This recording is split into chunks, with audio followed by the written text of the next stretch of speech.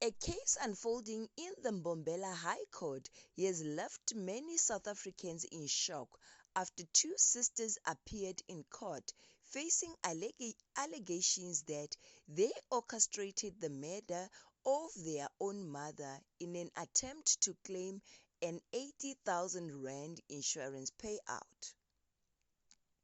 According to the state, the accused allegedly lured their 62-year-old mother to go to Barberton, Mpumalanga, where she was reportedly kidnapped and subjected to a violent attack.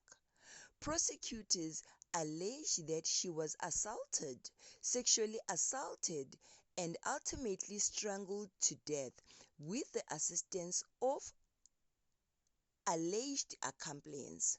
The state further claims that after the killing, the suspects attempted to cover up the crime by placing the woman's body on a railway line.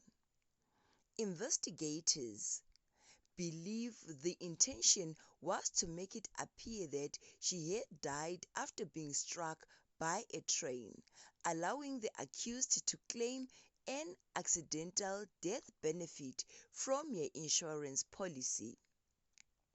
However, the alleged plan did not go as intended. Before a train could reach the scene, a passerby reportedly noticed the body lying on the railway tracks and immediately alerted authorities. Emergency services and police responded, leading to an investigation that prosecutors say uncovered evidence pointing to an alleged insurance fraud and murder plot.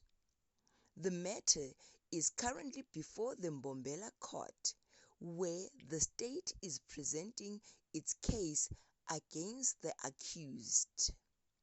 As legal proceedings continue, the court will determine whether the evidence is sufficient to secure convictions. It is important to note that the two sisters remain innocent unless and until they are proven guilty in a court of law. This case has sparked widespread discussion about violent crimes committed for financial gain and devastating impact. Such allegations have no families and communities. More details are expected to emerge as trial continues. What are your thoughts on this case? Share your opinions respectfully in the comments below. If you found this update informative, remember to like, subscribe, and share the video so that you don't miss out on the next coming stories. Thank you so much for watching.